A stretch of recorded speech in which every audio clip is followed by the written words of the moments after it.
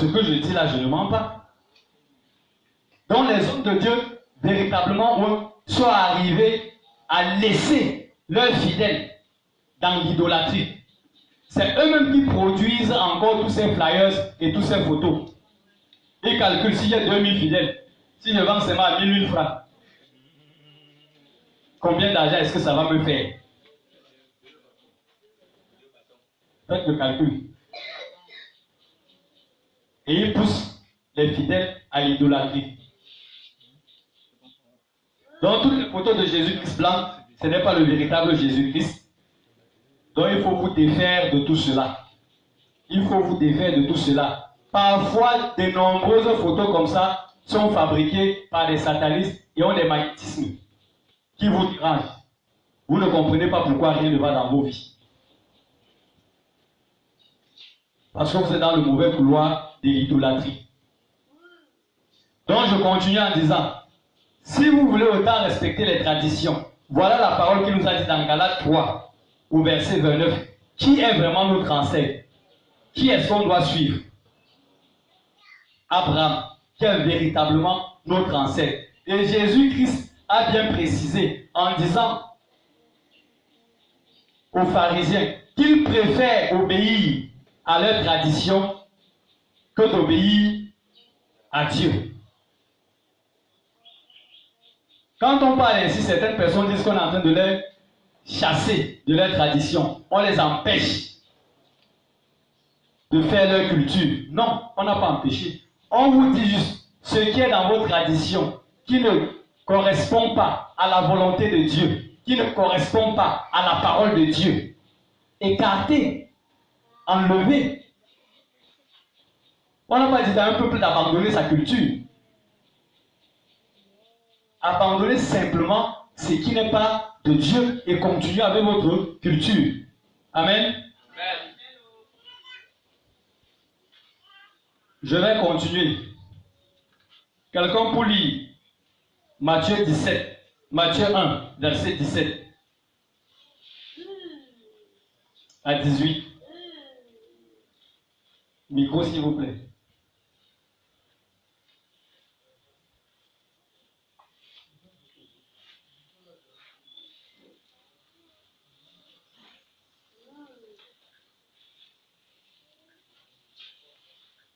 En même temps, je vais prêcher, en même temps, je vais lire. C'est compliqué.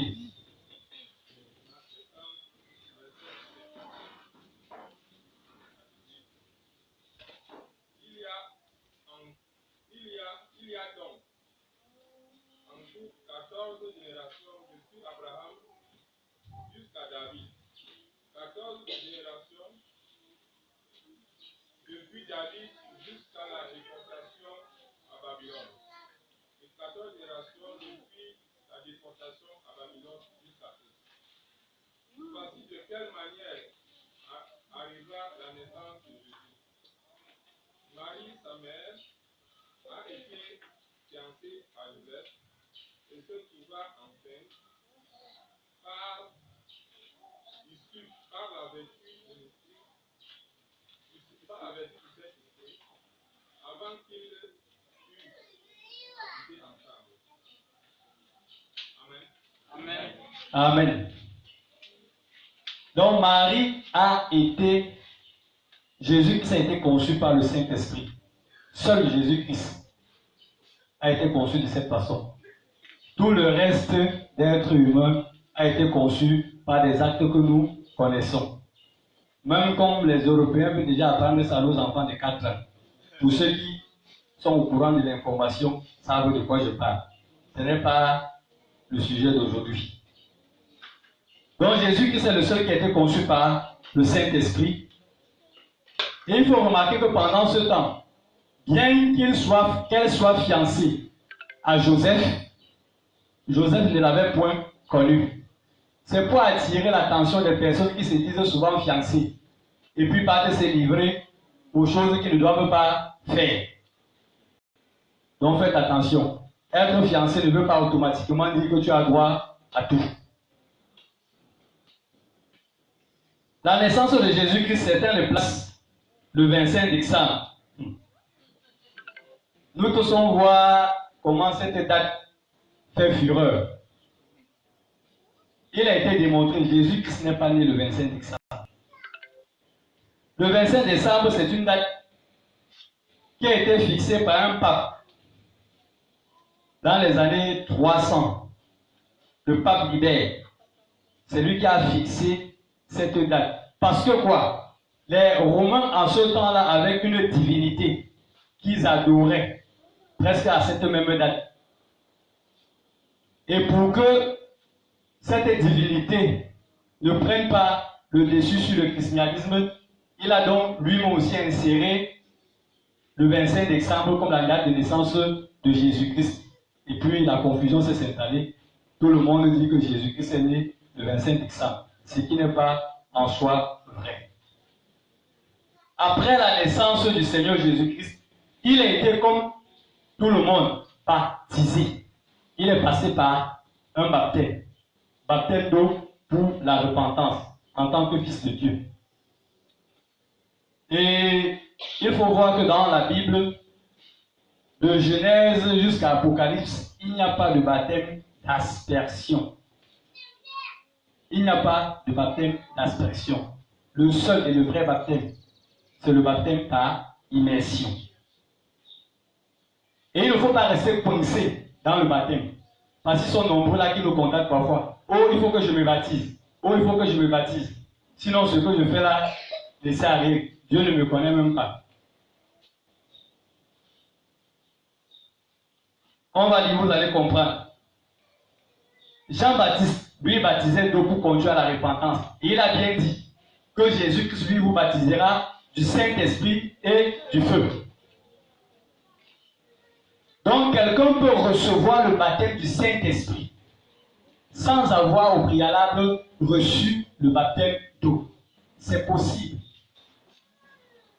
Donc, il ne faut pas que vous restiez coincés que si je n'ai pas eu le baptême d'eau, non, je n'ai pas le Saint-Esprit. Nombreux parmi vous, vous avez le Saint-Esprit. Est-ce que vous avez été baptisé par immersion?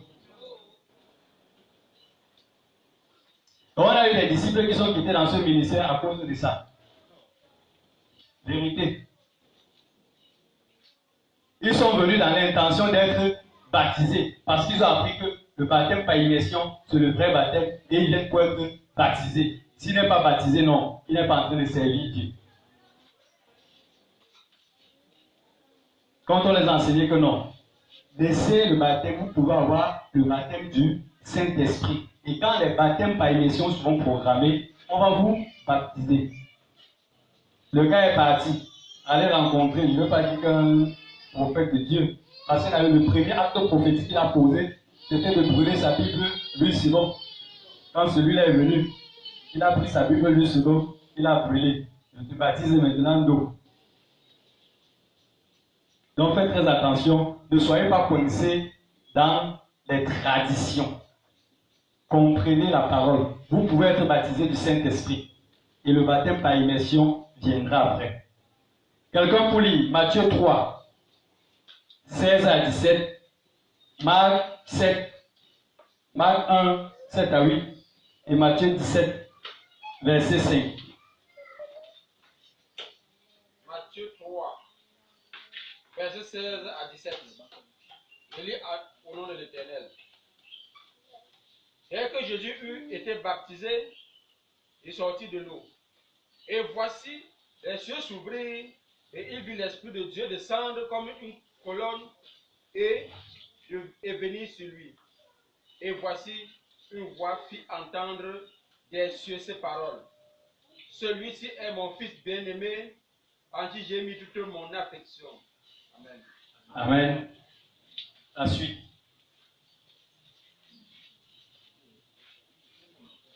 Marc 1, 7 et 8. Marc 1, chapitre 1, verset 8.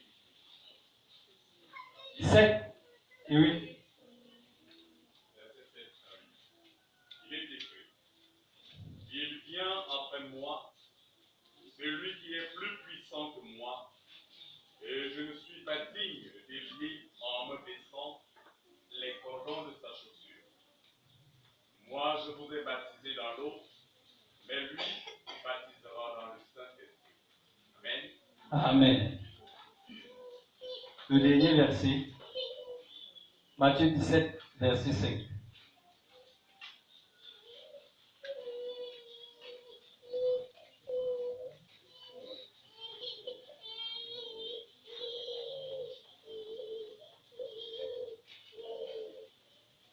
Matthieu 17, verset 5, il est écrit. Comme il parlait encore, une lueur lumineuse les couvrit. Et voici une voix fit entendre de la nuée ces paroles. Celui-ci est mon fils bien-aimé, en qui j'ai mis toute mon affection. Écoutez-le. Amen. Amen. Voilà ce qui est dit de Jésus-Christ après son baptême. C'est un fait sans précédent qui n'existait pour personne jusqu'à nos jours. Parmi nous, il y en a qui ont eu le baptême par immersion. On a fait un baptême dans ce ministère. Vous avez vu quelqu'un sur qui la nuée est descendue, la colombe est descendue pour dire que celui-ci, écoutez-le, personne. Seul Jésus-Christ a eu ce privilège. Lui seul. Et écoutez-le. Donc, on doit écouter Jésus-Christ, écouter sa parole, le suivre. Pas suivre des faux dieux ou suivre un homme. C'est Jésus-Christ, lui seul, qu'on doit suivre. Et qu'on enseigne aux gens que Jésus-Christ est Dieu. Ils trouvent qu'on les scandalise, qu'on exagère. Pourtant, c'est vrai, Jésus-Christ est Dieu. Et on va le démontrer avec des passages bibliques. Jésus-Christ est Dieu. Après la création, après avoir fait l'homme et la femme, Adam et Ève, après le déluge, après que l'homme ait commis le péché et que Dieu a voulu racheter l'humanité, il fallait le sacrifice humain. Il fallait que le sang soit versé. Qui donc pouvait accomplir cette tâche si ce n'est pas lui-même qui a créé l'humanité? C'est pour ça qu'il a fallu que lui-même il revienne en chair pour accomplir ce sacrifice. Imaginez-vous comment le peuple d'Israël a traité tous les prophètes, même après Jésus-Christ. Il tuait tous ceux qu'on envoyait. Donc quand Dieu est resté au ciel, il a dit que bon, les gars, il faut sauver la terre. Il faut sauver l'humanité. Qui part? Chacun a dit qu'avec la façon dont on torture les prophètes là, moi, même les anges ont dû refuser la mission. Seigneur, je préfère rester encore ici, faire autre mission. Il s'est donné. Il est né d'une femme pour venir accomplir cette mission. Parce qu'il savait que quoi? En tant que Dieu, il n'a que Dieu pour faire ça. Il devait récupérer sa vie. En tant que Dieu, il devait récupérer sa vie. Ce n'est possible que pour lui. Il donne sa vie et il la reprend, juste pour sauver l'humanité. De tous les autres que vous célébrez là, les Bouddhas et autres, eux, on connaît leur tombe. Ils sont encore jusqu'aujourd'hui. Jésus, lui, il est mort, il est ressuscité. La preuve qu'il est Dieu. Donc, il n'est pas à comparer avec qui que ce soit.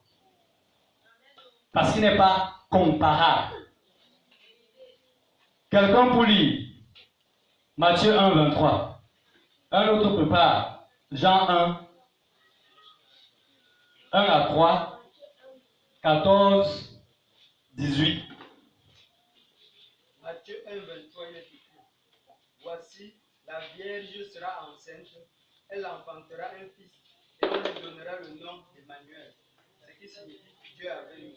Amen. Amen. On lui donnera le nom d'Emmanuel, ce qui signifie Dieu avec nous.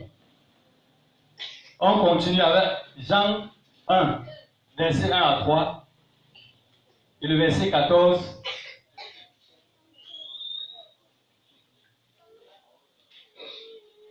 Jean 1, verset 1 à commencement était la parole, et la parole était avec Dieu, et la parole était Dieu. Elle était au commencement avec Dieu. Toutes choses ont été faites par elle, et rien de ce qui a été fait n'a été fait sans elle. Verset 14. Et la parole a été faite chair, et elle a habité parmi nous, pleine de grâce et de vérité. Et nous avons contemplé sa gloire, une gloire comme la gloire du Fils unique venu du Père. Amen. Amen. Au commencement était la parole, et la parole était avec Dieu. Et la parole était Dieu. Elle était au commencement avec Dieu. Toutes choses ont été faites par elle, et rien de ce qui n'a été fait sans elle. Vous vous rappelez du verset que je vous ai lu en Genèse. Faisons l'homme à notre image, à notre ressemblance. Il était au commencement. Il était Dieu. Vous allez voir ceux qui ne reconnaissent pas Jésus-Christ comme étant Dieu. Quand vous allez lire leur Bible, ils vont vous dire, et la parole était un Dieu. Ou avec Dieu. Pour nier l'existence, pour nier que Jésus-Christ est Dieu, que c'est Dieu qui s'est fait chair pour venir sur la terre et racheter l'humanité. Voilà l'une des raisons pour lesquelles on vous conseille souvent de lire Louis II. C'est un conseil pour vous éviter d'égarement. Une consigne du Seigneur. L'Esprit Saint vous demande de vous réveiller. Comment vous pouvez réussir à dormir pendant l'enseignement? De vous réveiller, d'ouvrir vos cœurs, d'être disposés, parce que les grâces sont en train de descendre abondamment. Je ne sais pas quelle formule est-ce qu'on peut utiliser pour que vous arriviez à comprendre les principes, pour que vous compreniez les clés et que vous arriviez à les activer afin que vos vies changent. Vous ne pouvez pas dormir pendant un enseignement. Ce n'est pas normal. Réveillez les dormeurs, s'il vous plaît. Ouvrez vos cœurs aussi. Soyez ici et non ailleurs. Parce qu'il y a les gens qui sont là de corps et l'esprit ailleurs. Il est important pour vous de ne rien programmer le dimanche. Je ne comprends pas comment, dans une semaine, le Seigneur vous demande, pas une journée, une demi-journée. Quelques heures. Pour être à sa présence, l'écouter. Ça vous paraît énormément difficile. Certains sont même fatigués. Certains sont pressés de rentrer. Je suis avec celui qui a tout, qui peut tout. C'est lui que tu veux laisser pour aller dans ta mer. Il y a un ami qui m'a demandé un jour, il m'a dit que gars, j'ai appris que tu es devenu... Oui, ils ne connaissent pas la différence entre prophète. J'ai appris que tu es devenu pasteur. Car tu étais ici à Manga avec nous, non? Tu fréquentais. Qu'est-ce qui s'est passé? Oui, qu'est-ce qui n'a pas marché? Car c'est comment? Tu t'en sors? C'est how? Je lui ai dit, connaissant qu'il n'a même pas la Bible, il n'a même peut-être jamais lu la Bible. Je ne suis pas directement entré dans les versets bibliques. Je lui ai posé des simples questions. Si tu connais quelqu'un qui est très fort, puissant, tu es malade, il te guérit. Tu es foiré, il te donne de l'argent. Tu as des problèmes, il les résout. Il te protège, il te sécurise. Si tu connais une personne comme ça, qu'est-ce que toi tu vas faire? Il dit que moi je vais suivre la personne là. Il dit que exactement c'est ce que j'ai fait. j'ai suivi cette personne et cette personne est Dieu.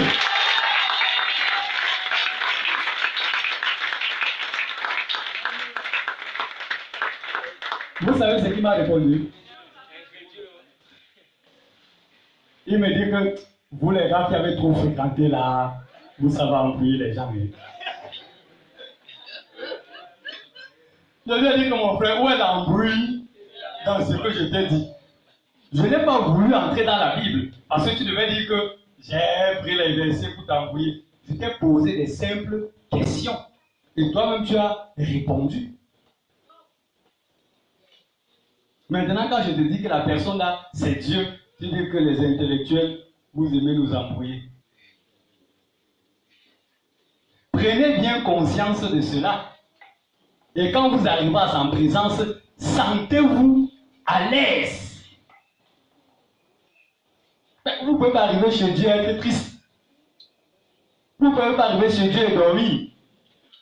Si la grâce traverse ta tête, ça passe sur l'autre personne, tu vas faire comment?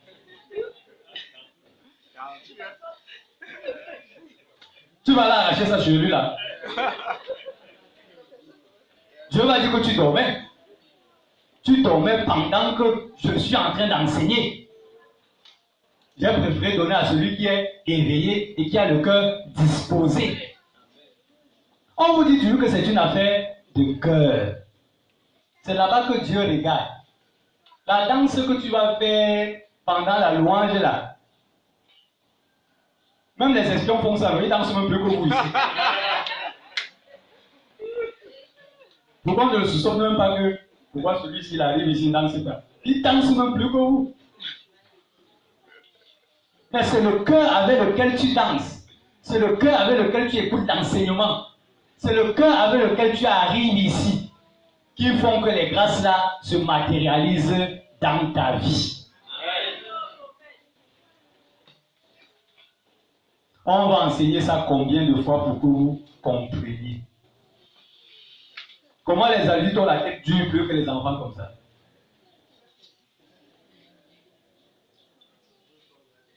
Parce que vous avez les calculs. Les petits calculs qui n'ont rien à voir avec Dieu. Parce que vous avez dans vos têtes, dans vos cœurs, que bon, c'est le mariage que je guette. J'utilise Dieu comment pour arriver au mariage. C'est le travail que je guette. J'utilise Dieu comment pour arriver. C'est les enfants que je cherche. J'utilise Dieu comment pour arriver. On n'utilise pas Dieu.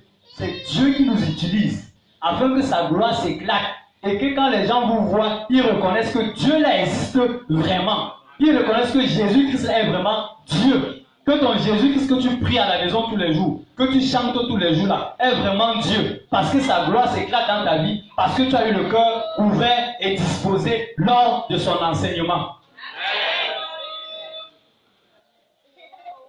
Même la main là témoigne que vous dormez. Quelqu'un pour lire Philippiens 2. Philippiens 2, 5 à 7. Un autre prépare Colossiens 1, 15 à 16, Apocalypse 1, 8. Philippiens 2, verset 5 à 7, il est écrit. Et en vous les sentiments qui étaient en Jésus-Christ, lequel existant en forme de Dieu, n'a point regardé comme une foi à rattacher d'être égal avec Dieu, mais s'est dépouillé lui-même en prenant une forme de serviteur, en devenant semblable aux hommes, et ayant paru comme un simple homme. Amen. Amen. Je relis. Ayez en vous les sentiments qui étaient en Jésus-Christ, lequel existant en forme de Dieu, n'a point regardé comme une proie à arracher d'être égal avec Dieu, mais s'est dépouillé lui-même, en prenant une forme de serviteur, en devenant semblable aux hommes, et ayant paru comme un simple homme. Malgré le fait qu'il était égal à Dieu, il ne s'est pas enorgueilli que non, Il s'est comporté comme un simple homme. C'est l'une des choses qui font que certaines personnes disent que non. Dieu, il met dans une crèche. Même les personnes ici qui n'ont rien arrivent à naître même dans la maternité. Lui, dans une crèche. Et il était quoi? Fils d'un charpentier. Non. Le sauveur d'Israël ne peut pas sortir de là. Non. Vous vouliez que quoi? Qu'il soit inaccessible. Il s'est rendu comme un homme pour être accessible, pour être proche des personnes qu'il est venu racheter. Il ne faut pas se limiter à regarder son apparence d'homme. Mais il faut comprendre que c'est Dieu fait homme. Et que quand tu le rencontres, ta vie change. Parce que vous dites souvent ici que non, quand tu racontes ta personnalité, non, dès qu'il te faronne, suivez mon regard. Ta vie va changer. Pour combien de temps? Avec quoi en contrepartie?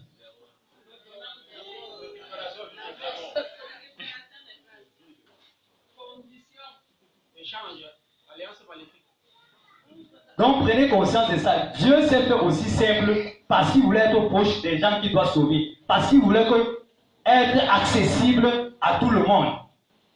Pour que vous n'ayez pas des audiences à remplir pour aller soumettre vos problèmes. Mais il y a des gens aujourd'hui, jusqu'aujourd'hui, qui réussissent l'espoir à remplir les audiences. Parce qu'ils ont des prières qui ont des virages. On te montre, voici la route, voici celui que tu dois prier. Non, tu appelles d'abord tel intercesseur. Tu appelles d'abord tel autre.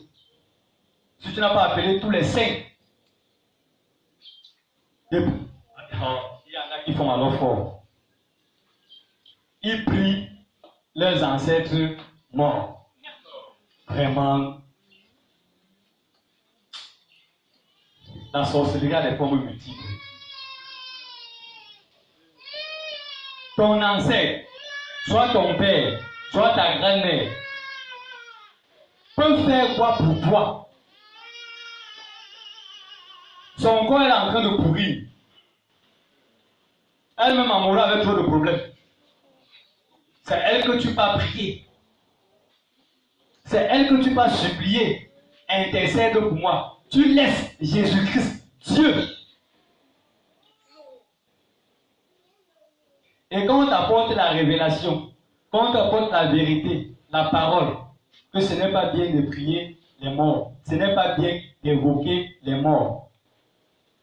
Quand on te dit ça, tu commences à dire que allez avec vos églises réveillées là. C'est l'église réveillée qui écrit la Bible.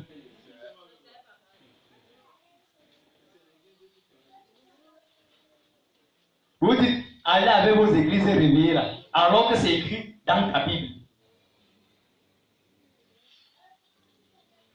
Quand vous vous mettez à prier vos personnes qui sont mortes, demandez à vos personnes qui sont mortes d'intervenir dans vos vies. Laissez-moi vous dire, c'est le diable lui-même qui intervient dans vos vies. Il vient en tant qu'un esprit de mort s'installer clairement dans vos vies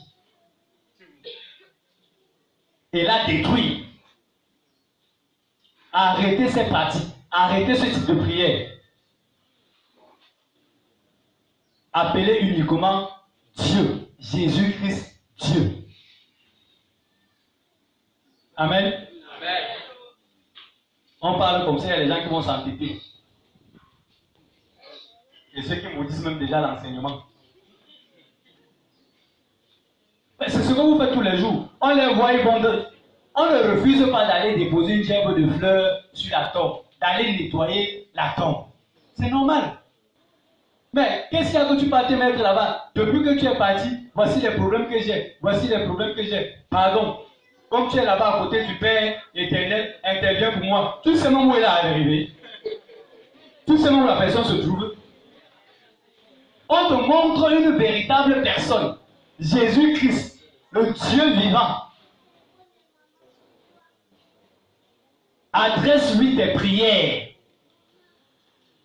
Toi, tu choisis que non, je suis plus en contact avec mon mort qu'avec Dieu. Tu dis bien, ton mort, mon Jésus-Christ, lui, il est vivant.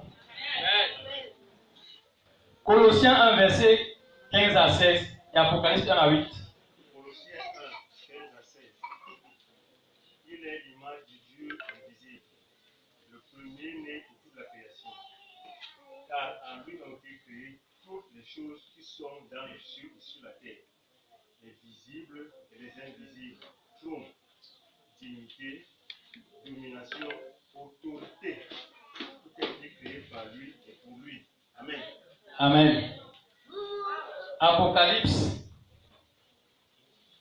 1, 8. Apocalypse 1 à 8. Apocalypse 1, verset 8.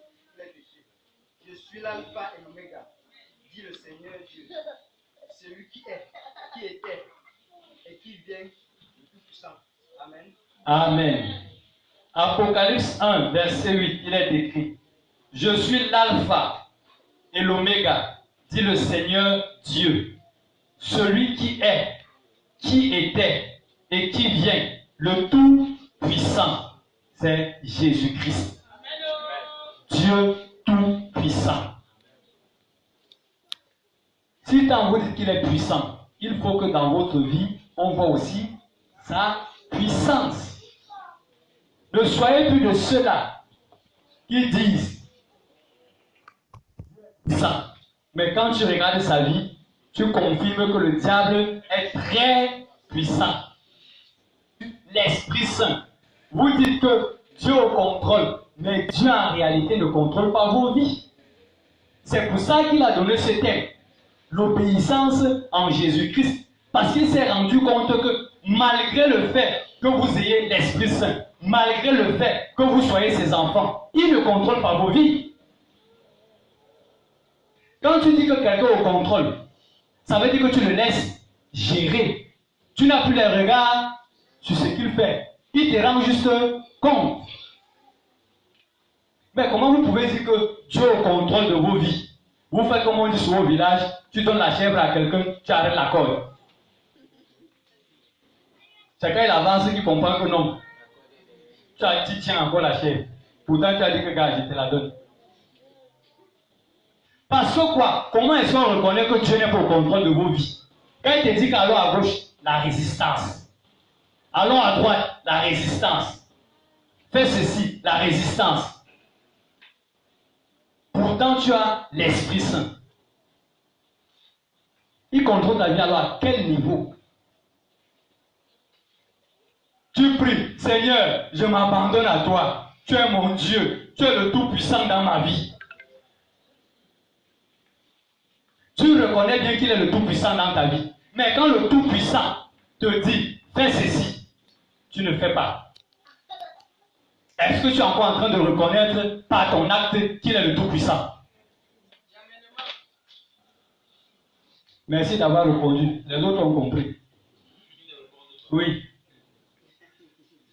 Alors si Amen ne sort plus. C'est ça. Ne balancez pas Dieu au contrôle. N'importe comment. Même en tant que fils de Dieu. Vérifiez bien s'il contrôle votre vie. Je t'abandonne tout. Je te laisse tout. Je m'abandonne à toi. Sans toi, je ne suis rien. Tu es le puissant, le fort, l'alpha et l'oméga. Que ça ne soit plus pour vous une simple récitation. Faites corps avec cette parole. Et laissez vraiment le Seigneur tenir les rênes de vos vies. Parce que si c'est lui qui vous dirige, il vous amènera, comme la parole le dit, vers le pays où coule le lait et le miel. Et vous serez dans l'abondance toute votre vie, ainsi que votre descendance. Si vous avez donc compris, laissez vraiment à Dieu le contrôle. Laissez à Dieu le contrôle. Amen. Amen. Jésus-Christ, quand il a demandé à ses disciples de savoir qui il était ou ce que pensent les autres de lui. Il n'aurait pas, s'il avait dit cela quand il avait recruté les disciples au départ, je crois que les gars devaient être scandalisés. Parce qu'il a très pris le temps de les enseigner, de leur faire connaître à travers des miracles, des prodiges, afin de leur dire que je suis vraiment Dieu. Parce que s'il arrivait comme ça, celui-là sort de sa barque où il pêchait le poisson. Il lui dit que, viens, c'est moi le Dieu. Je suis Jésus-Christ Dieu. Je vais les regarder comme ça. Quand je te regarde même là, je suis même certainement fort plus que toi. Parce que j'ai tiré les filets. Tu dis que tu es Dieu. Qu'est-ce qui prouve? Où sont les preuves? Mais le fait qu'ils ont marché auprès de lui longtemps, ce n'était plus une surprise. Même les démons, mais c'est quelque chose qui est terrible. Même les démons reconnaissent que Jésus-Christ est Dieu.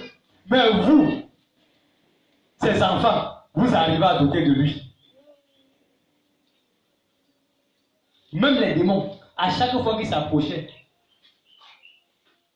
les démons tremblaient. Que voilà le Fils de Dieu, voilà Dieu. Pardon, on va partir, on part, on sort.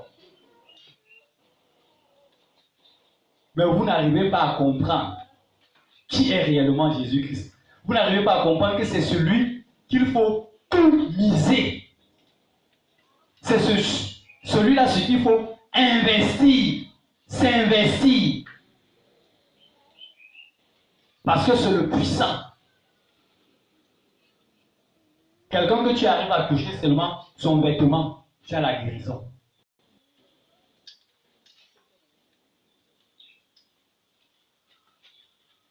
Quelqu'un pour lire Matthieu 16, 15 à 36. 15 à 16, pardon.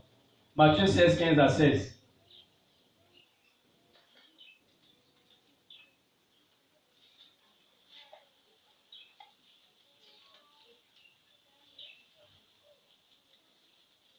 Matthieu 16, 15 à 16.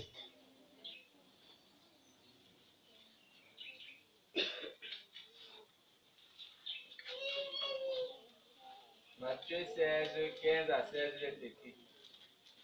Et vous, leur dit-il, qui dit que... Et vous, leur dit-il, qui dites-vous que je suis? Simon Pierre répondit, tu es le Christ, le Fils du Dieu vivant. Amen. Amen. Amen. Jean 10, 30 à 32. Jean 5, 18. Marc 2, verset 5. Jean 10, 30 à 32. Jean 5, verset 18. Marc 2, au verset 5.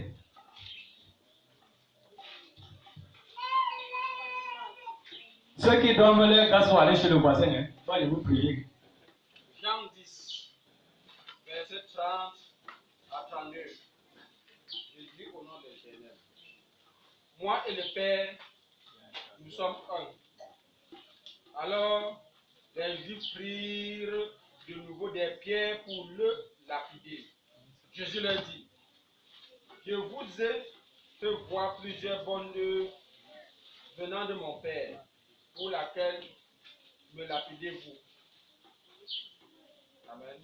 Amen. Amen. Ce sont toujours des passages qui montrent que Jésus-Christ est Dieu. La suite. Jean 5, verset 18. À cause de cela, les Juifs cherchaient encore plus à le faire mourir, non seulement parce qu'il violait le sabbat, mais parce qu'il appelait Dieu son propre Père, se faisant lui-même égal à Dieu. Amen. Amen. Marc 2, au verset 5. Marc 2, verset 5, il est écrit. Jésus, voyant leur foi, dit au paralytique, mon enfant, tes péchés sont pardonnés. Amen. Amen. Il n'y a que Jésus-Christ qui peut vous pardonner vos péchés. Il n'y a que Dieu qui peut vous pardonner vos péchés. Et c'est pour cela qu'il s'est fait chair, est descendu sur la terre afin de vous racheter de vos péchés. Mais les pharisiens n'ont pas compris cela. Ils se sont posé la question de savoir que c'est qui ça? Il n'y a que Dieu pour pardonner les péchés. Ils n'ont pas compris que c'est parce qu'il était Dieu qu'il a dit à ce paralytique, tes péchés te sont pardonnés. Pour toi qui écoutes cet enseignement et qui connais que Jésus-Christ est Dieu, Jésus-Christ pardonne tes péchés aujourd'hui. Ça, ce n'est pas la main des gens qui ont les péchés pardonnés.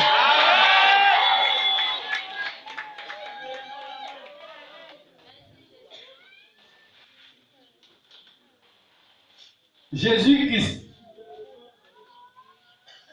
est Dieu. Et il dit aux pharisiens, il prend l'exemple pour le patriarche Abraham. Il a dit qu'Abraham a souhaité voir son jour. Avant Abraham, il fut. On le regarde, 30 ans à peine. Dit que mon frère, vous avez vu combien de générations? On a dit qu'il y a de Abraham à Jésus-Christ. Si on calcule bien, ça fait 42 générations. Depuis Abraham jusqu'à Jésus-Christ. Et lui, il vient se mettre devant ses aînés. Oui, il dit qu'il a vu Abraham. Il était même avant Abraham. Ceux qui ont l'habitude de vouloir comprendre la parole de Dieu avec leur intelligence personnelle, c'est ce qui les arrive toujours. Qui utilisent leur intelligence matérielle pour pouvoir comprendre la parole de Dieu. En fait, ils n'y comprennent absolument rien. Parce que c'est avec l'esprit qu'on en juge. C'est avec l'esprit qu'on comprend la parole de Dieu. Jean 8, versets 57 à 58.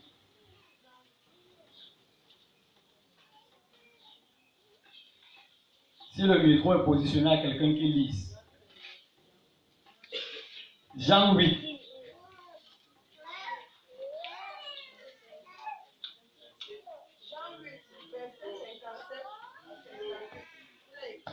Commence à 56, maman. Jean 8, verset 56 à 58. Abraham, votre père, a tressailli de joie de ce qu'il verrait mon jour. Il a vu et il s'est réjoui. Les Juifs lui disent, tu n'as pas encore 50 ans et tu as vu Abraham. Jésus leur dit, en vérité, je vous le dis. Avant qu'Abraham fût, je suis. Amen. Amen. Je relis pour vous. Jean 8, versets 57 à 58. Je commence à 56. Abraham, votre père, a tressailli de joie de ce qu'il verrait mon jour. Il a vu et il s'est réjoui. Les Juifs lui dirent, tu n'as pas encore 50 ans et tu as vu Abraham. Jésus leur dit, en vérité, je vous le dis, avant qu'Abraham fût, je suis. Amen. S'ils lisaient dans leurs paroles, qu'ils disaient qu'ils sont docteurs de la loi, qu'ils connaissent la parole, ils se seraient référés à Exode. Quand Dieu envoie Moïse vers son peuple, Moïse lui demande, je vais dire au peuple qui m'a envoyé. Va leur dire que je suis t'a envoyé. Je suis les parle dans le Nouveau Testament. Ils n'arrivent pas à comprendre que c'est Dieu qui les parle. Ne soyez pas incrédules comme ce peuple. Demandez au Seigneur Jésus-Christ, Dieu, le discernement et le discernement des esprits. Qu'il vous accorde la grâce d'avoir la connaissance spirituelle des textes. Le décodage que l'Esprit Saint lui-même te donne quand tu lis un texte. Qu'il vous accorde cela et non d'avoir la connaissance matérielle. Et quand on a dit que Jean 8, 57 à 58, tu as déjà récité. Quelqu'un prononce seulement une phrase d'un verset, tu lui donnes tout le verset. Et il y en a des pasteurs, hommes de Dieu qui excellent dans ça. Quand il fait la prédication, dans Jean chapitre 10, il est écrit, quelqu'un dit, ouh, trop fort. Et que ça, le type, c'est trop fort. Donc, à la connaissance matérielle de la Bible. Il n'y a que Dieu qui se présente comme ça. Je suis. Pour dire que quoi? Il est un Dieu présent. Vous ne comprenez pas bien. Il est un Dieu présent. Et que son temps c'est maintenant. Est-ce que tu es donc dans les dispositions pour que je suis intervienne dans ta vie maintenant? Amen. Ceux qui n'ont pas répondu, tant pis pour eux. Moi, j'ai reçu. Ça veut dire qu'eux-mêmes ne croient pas. Ils n'ont pas compris. Ils ne croient pas maintenant. Non, ils ne croient pas maintenant. Ils sont habitués, oui, au propos que non, va, hein, prie. Le moment de Dieu va arriver. Quand le temps de Dieu va arriver, ça va changer. Il a dit, je suis. Donc son temps, c'est maintenant. Et ça dépend de toi.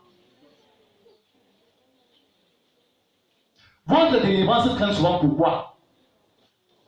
Parce que vous traînez aussi. Si vous avez compris que Dieu est je suis, et que vous décidez à l'instant T de changer complètement de vie avec votre cœur, votre situation change à cet instant. Amen. Mais parce que quoi? On te dit, pour quitter d'ici, pour arriver là-bas, il faut marcher. Toi, tu t'assois même, tu traînes les fesses au sol. Au lieu d'être rapide pour atteindre l'objectif, tu te laisses distraire par tout ce qu'il y a à côté. Ta délivrance traîne. Tes grâces sont là-bas, le Seigneur l'a déposé. Ça attrape la poussière. Parce que tu n'as pas compris qu'il est un Dieu de maintenant. Et que toi-même, tu dois abandonner toutes les mauvaises choses maintenant. Que tu dois disposer ton cœur maintenant. Que tu dois l'ouvrir maintenant. Tout c'est maintenant. C'est je suis Dieu. Il faut avoir conscience de cela.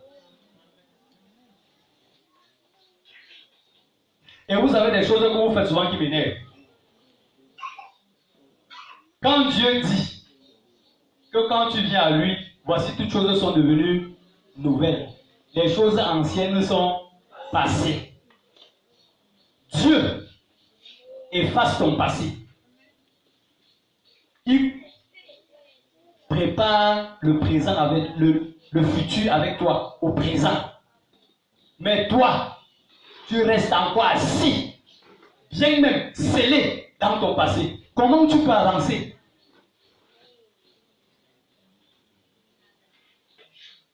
Est-ce qu'il a dit que j'étais? Il dit je suis. Mais toi tu le pries. Toi en disant, au lieu de le prier, tu dis, moi aussi je suis avec toi dans le présent. Non. J'étais. Toujours en train de regarder dans le passé. Pour vous et pour les autres. Même quand quelqu'un dit qu'il a donné sa vie à Christ, il a changé. Celui-là, il partait seulement chez les prostituées. Il ne peut pas changer.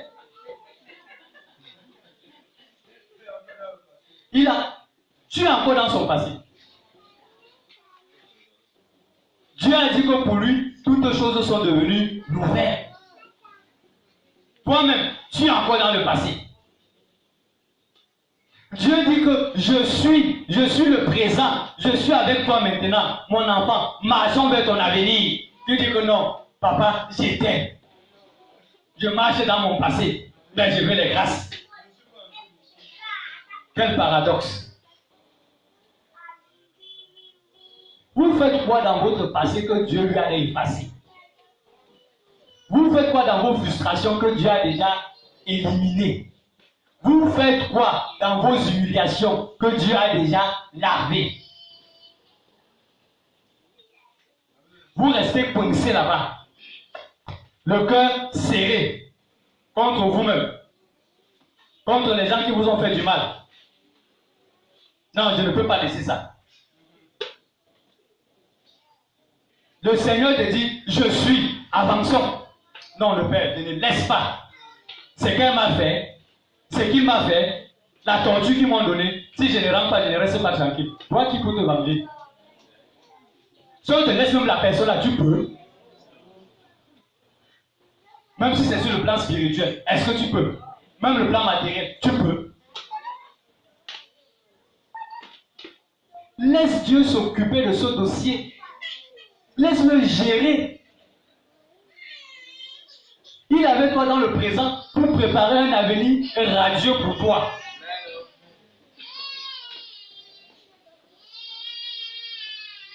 Il a rendu toutes les choses nouvelles.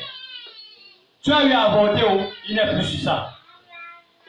Tu as été infidèle, il n'est plus sur ça. Tu volais, il n'est plus là.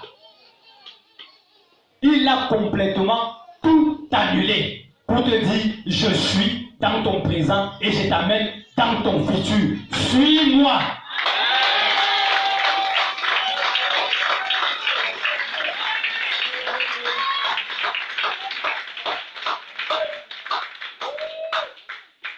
Arrêtez vous-même d'être des francs de la puissance de Dieu dans vos vies.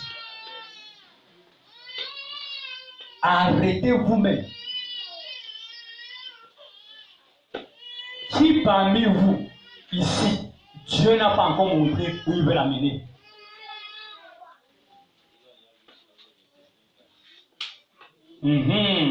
On vous attend avec les témoignages. Donc vous tous qui êtes ici là, Dieu vous a déjà montré où il veut vous amener. Il vous a déjà montré. Vous avez déjà vu. Le boulevard est ouvert devant vous. Courez donc tout droit vers l'objectif. Quelle est cette allée qui peut courir en regardant derrière? Donc tu cours, tu te retournes. Mais disons, la façon dont tu vas trébucher.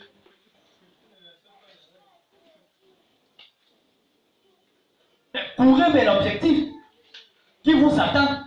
Courez vers la prospérité que Dieu a promis pour vous. Courez vers vos grâces. Que de rester là coincé, assis dans votre passé.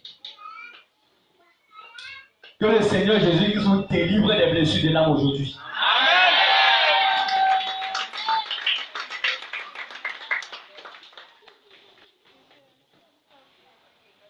Il est je suis, le Dieu du présent. Il faut croire en lui. Croire en Dieu. Croire en Jésus-Christ. Celui qui croit en Jésus-Christ, croit en Dieu. Ben, il y a les gens qui ont fait fort. Moi, il y a des cancan d'amis. C'est ça qu'on dit au platine. Les amis, un genre. Un autre me tient la langage un jour. Il me dit, je sais que Dieu existe, hein. Je crois en Dieu, hein. Je sais que Dieu existe. Mais votre Jésus-Christ là, je ne sais pas d'où il vient. Ouais. Quel scandale. Je ne sais pas d'où il vient. Tu peux croire en Dieu sans croire en Jésus-Christ. Jésus-Christ est Dieu. Donc si tu rejettes Jésus-Christ, tu as rejeté Dieu. Et quel est le Dieu donc auquel tu crois? Si ce n'est pas peut-être l'autre. Parce qu'il fallait même que moi je précise que tu parles même de quel Dieu? Parce que moi j'étais dans Dieu, Jésus-Christ, Dieu l'éternel des années. Nombreux font ça. Non, je crois en Dieu, hein. Oui, Dieu existe, il est le Tout-Puissant. Mais Jésus-Christ, c'est un homme comme tout le reste. Quelle aberration. Il commence à le comparer. Non, quand tu parles, chacun a sa religion, non? On peut décider de croire en Jésus-Christ, comme on peut croire à Bouddha. C'est la même chose. C'est les mêmes gens. Mensonge. Archi faux. Pas de comparaison. Jésus-Christ, c'est Dieu. C'est lui qui a tout fait. Et tout a été fait par lui. Même toi qui dis que tu ne le reconnais pas là, c'est grâce à lui que tu es là.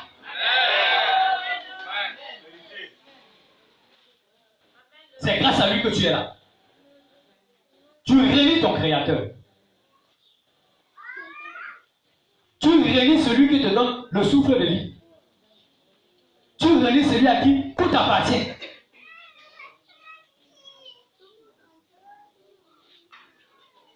Lisez. Jean 8, verset 19.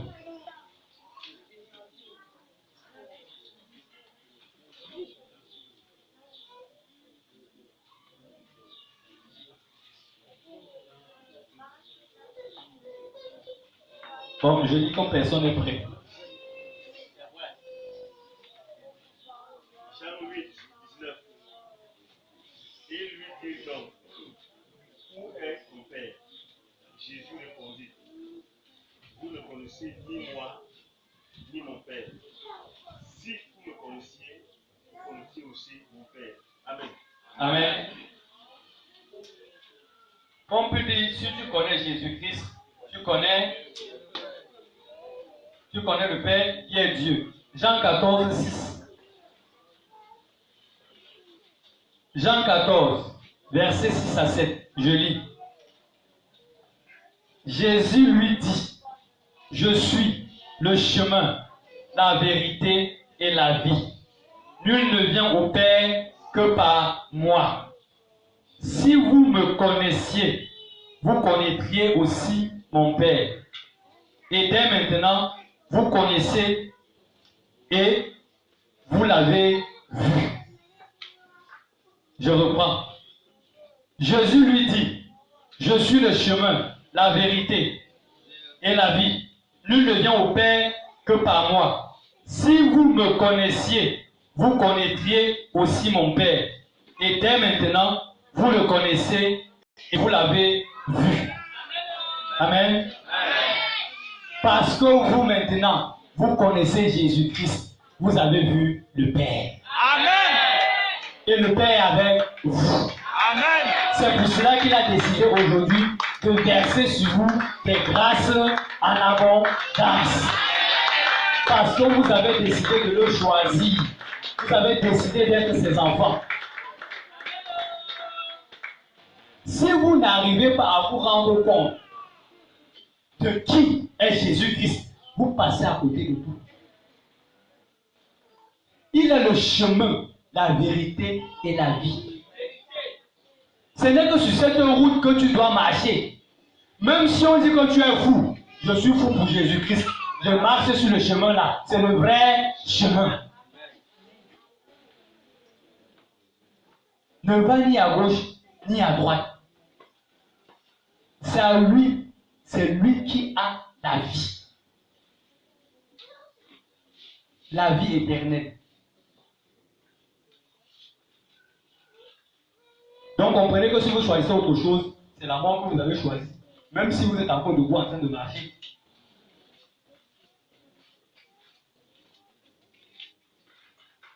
Nul ne vient au Père que par moi. J'ai parlé de ça tout à l'heure. Il n'y a que Jésus-Christ qui peut vous conduire vers le Père. Vous le voyez, vous avez vu le Père. Laissez tout le reste. Laissez tout le reste. Laissez tous les raccourcis. Vous croyez que c'est le raccourci, mais ce n'est pas le raccourci. En fait, c'est le long route qui vous connecte directement au diable. Directement. Lui-même, Dieu, quand on lui demande une prière, enseigne-nous à prier. Pourquoi il n'a pas dit prier tel Saint Michel tel? prier Saint Gabriel. Pourquoi il n'a pas dit cela? Mais réfléchissez un peu. Il était présent, non? Pourquoi il n'a pas dit cela? Pourquoi donc aujourd'hui, pour arriver chez lui, pour arriver au Père, vous voulez prendre les chemins qui ne vous a jamais montré, qui ne vous a jamais enseigné? Est-ce que vous allez arriver en prenant ces chemins? Est-ce que c'est le chemin, la vérité et la vie que vous êtes en train de prendre en contournant partout? Posez-vous cette question. Posez-vous la question de savoir que, est-ce que c'est ce que Jésus-Christ a demandé de faire? Est-ce que c'est vraiment le chemin là que je suis en train de prendre? Est-ce que c'est chez lui que je vais arriver? Est-ce que c'est le Père que je vais voir? Est-ce que c'est Dieu que je vais toucher en prenant cette route? Avant de vous engager dans tout autre chemin, posez-vous cette question. Le recevoir signifie recevoir Dieu. Et le haïr, c'est haïr Dieu. Donc si tu dis que Jésus-Christ n'existe pas, c'est comme Dieu, tu as rejeté. C'est comme vouloir une chose et son contraire. C'est comme même Dieu, tu as rejeté. Lisez. Marc 9, 36 à 37. Jean 8, 46. Marc 9, 36 à 37. Jean 8, 46.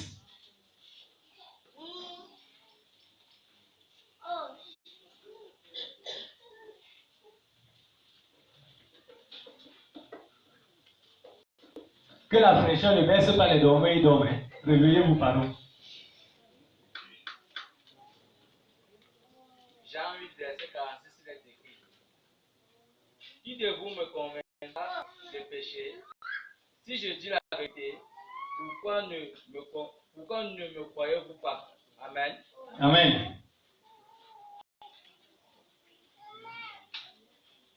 Marc 9, 36 à 37.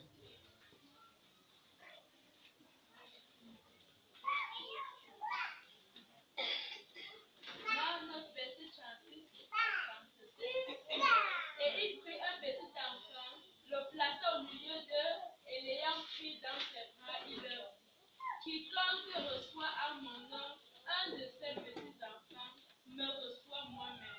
Et quiconque me reçoit non pas moi, mais celui qui m'a envoyé. Amen. Amen. Celui qui reçoit Jésus-Christ reçoit celui qui l'a envoyé, reçoit Dieu.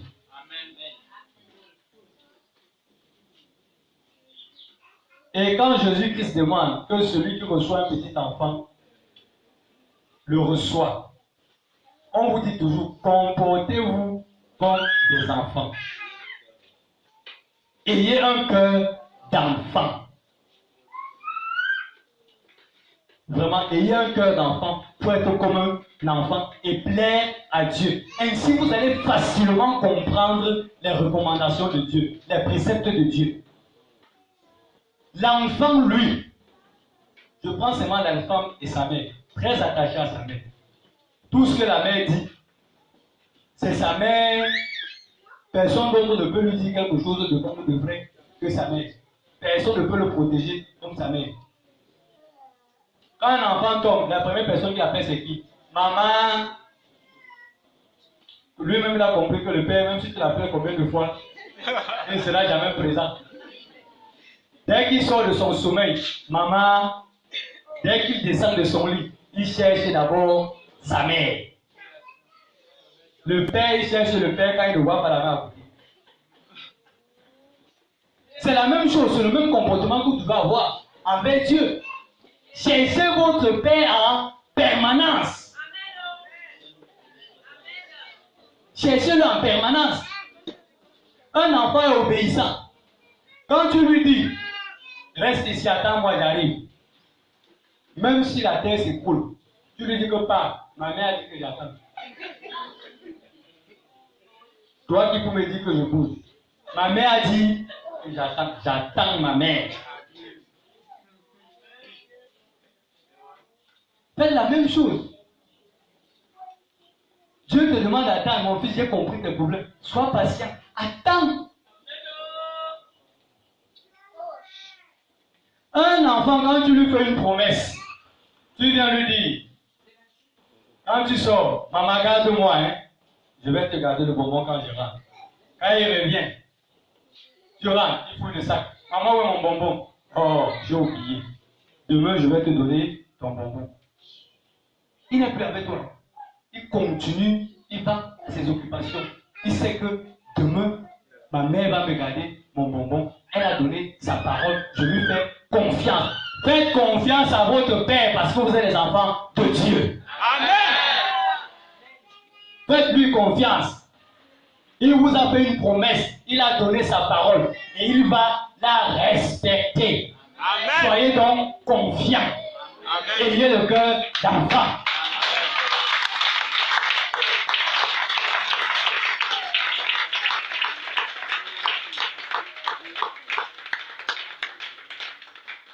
Il n'y a pas de jalousie dans le cœur d'un enfant. Il n'y a pas de convoitise dans le cœur d'un enfant. Il n'y a pas d'envie dans le cœur d'un enfant. Voilà pourquoi Jésus-Christ vous demande d'être comme des enfants, d'avoir le cœur d'enfant afin de recevoir Dieu. Soyez comme eux. Il ne calcule pas. Il n'est pas là pour réfléchir que demain je vais manger quoi et demain je vais m'habiller comment et je vais faire même comment pour la scolarité. Sa mère, ses parents s'en occupent. Pourquoi donc tu t'inquiètes alors que tu es un père, tu as Dieu, tu es son enfant? Pourquoi?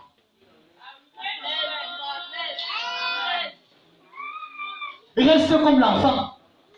Reste comme l'enfant. Je n'ai pas mes calculs. Mon père gère tout. Il est capable de tout. Il peut tout faire dans ma vie. J'ai juste à faire ce qu'il me demande. Et mon père s'occupe de tout. Ayez le cœur d'enfant. Et vous allez recevoir Dieu dans tous les compartiments de votre vie.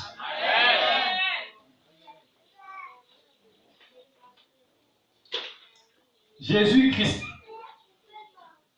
était sans péché.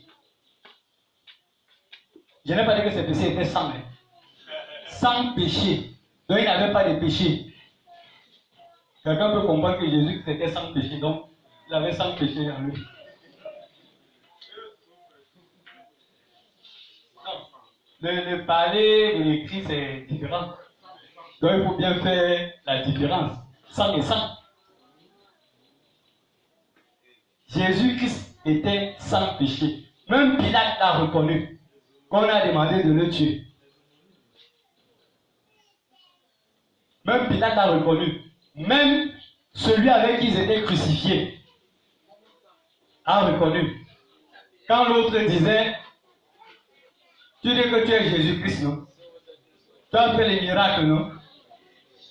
Sauve-toi, tu nous sauves aussi.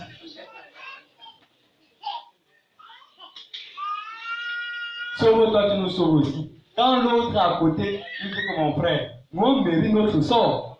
Nous sommes les brigands. Mais lui là, il n'a rien fait. Il n'a rien fait. On le tue pour rien. Jésus-Christ n'avait pas de péché. C'est pour nous conforter dans cette situation, dans ce qu'on vient de dire. Quelqu'un dit Matthieu 27, 24. Un autre, Luc 22, 23, 22. Matthieu 27, 24. Luc 23, 22. Et Luc 23, 39 à 41. Je reprends. Matthieu 27, 24. Luc 23, 22. Et Luc 23, 39 à 41. Matthieu 24. Pilate, voyant qu'il ne gagnait rien, mais que le tumulte augmentait, prit de l'eau, se lava les mains, venant sur la foule, il dit: Je suis innocent du sang de Jésus. Cela vous regarde. Amen. Amen.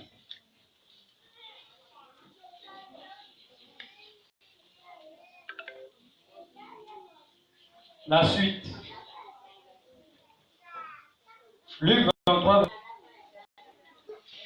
Vous avez lu Luc 23, 22. Quelqu'un pour lire Luc 23, 22.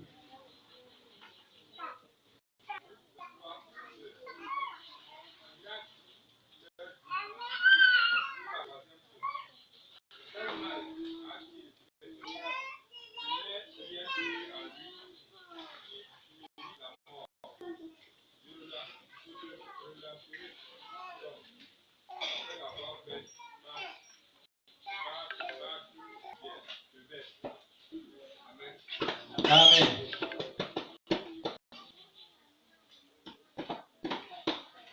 Luc 23, 39 à 41. Je vais lire. L'un des malfaiteurs crucifiés l'injurait, disant: N'es-tu pas le Christ? Sauve-toi toi-même et sauve-nous. Mais l'autre le reprenait et disait: Ne crains-tu pas Dieu, toi qui subis la même condamnation? Pour nous, c'est justice, car nous recevons ce qu'ont mérité nos crimes. Mais celui-ci n'a rien fait de mal. Même les voleurs là connaissaient Dieu. Il a dit à l'autre: Ne crains-tu pas Dieu? Donc, même sur la croix, ils ont reconnu que Jésus-Christ était Dieu.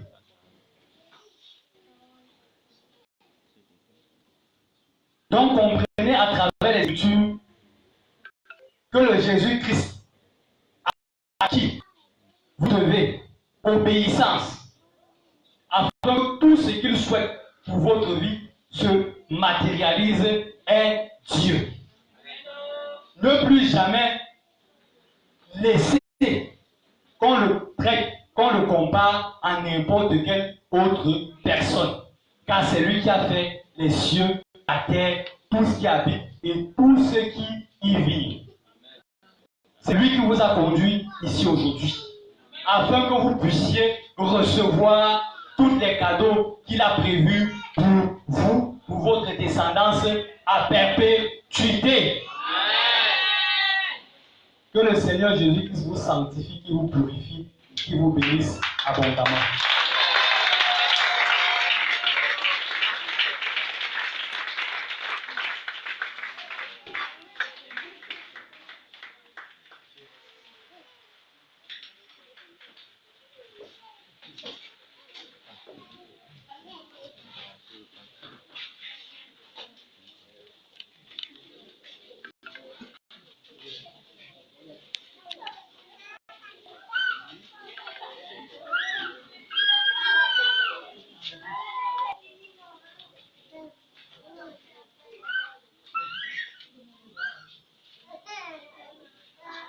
Amen. Amen.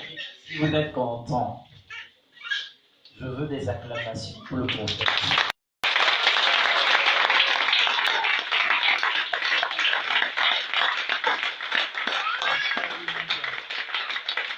Maintenant, qui parmi vous ne connaît plus Jésus-Christ? Qui peut encore dire qu'il ne le connaît pas? Vous le connaissez? Vous avez des arguments, n'est-ce pas? Rendez donc gloire à Dieu pour cet enseignement.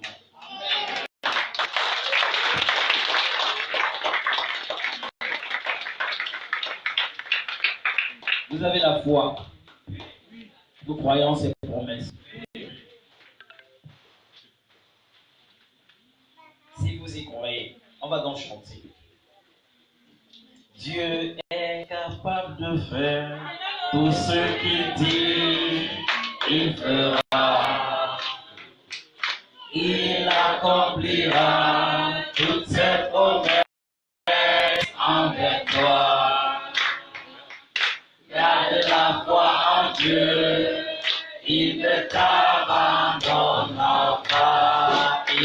fera.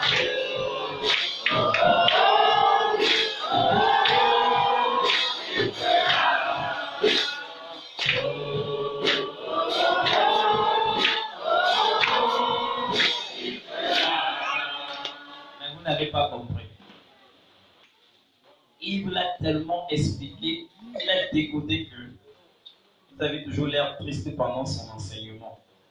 Et pourtant, Dieu est en train de faire des promesses. Il dit qu'il tient à ses promesses et qu'il est un Dieu fidèle. Donc, s'il a promis quelque chose à chacun d'entre vous, je ne vais pas entrer dans vos ventres. Comme vous avez souvent l'habitude de soulever et de cacher, croyez simplement et il accomplira ce qu'il a promis. Il a dit ceci. Ce culte est un culte d'action de grâce. Parce que les bénédictions vont descendre. Il y a plein d'onction.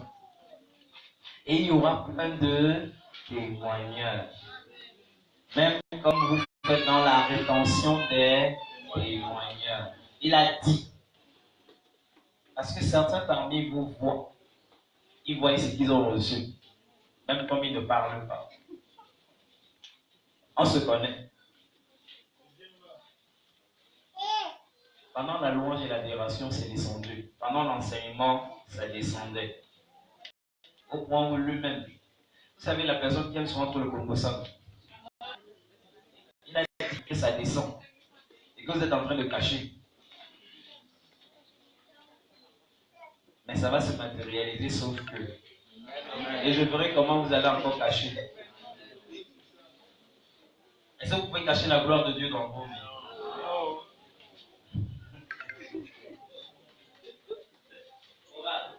Chante.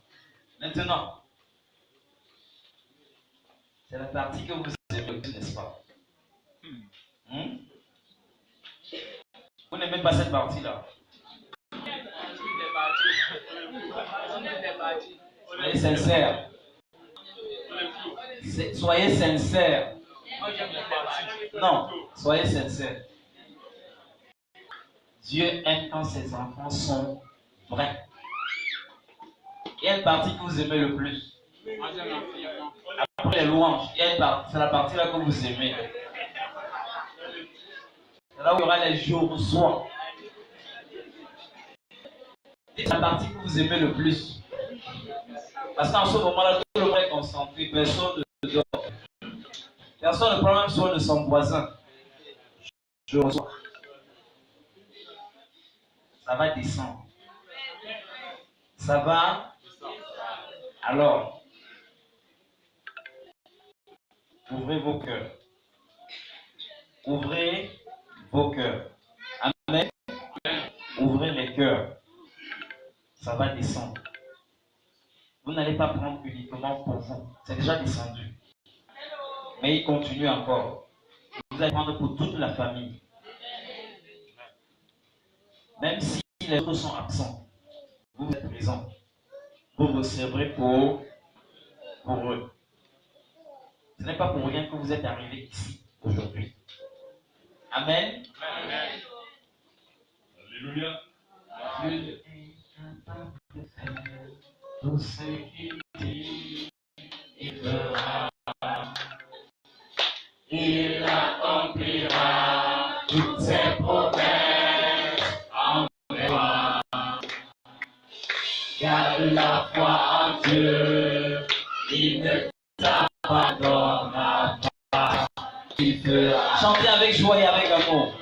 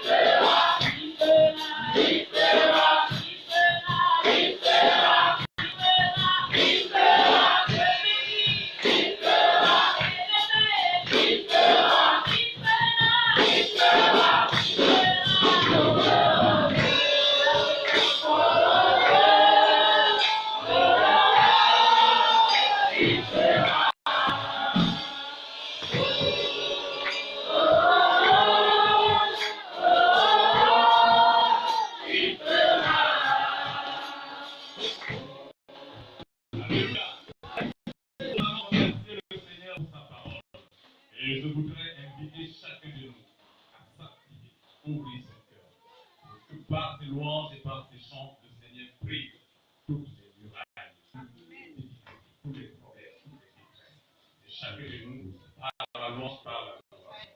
Nous allons commencer par remercier le Seigneur pour l'enseignement qu'il vient de nous donner. Nous te disons merci Seigneur. Merci mon Dieu, nous te disons merci Seigneur. Merci mon Dieu, nous te disons merci Seigneur. Merci mon Dieu, nous te disons merci Seigneur. Merci mon Dieu, la parole nous dit merci. Merci mon Dieu.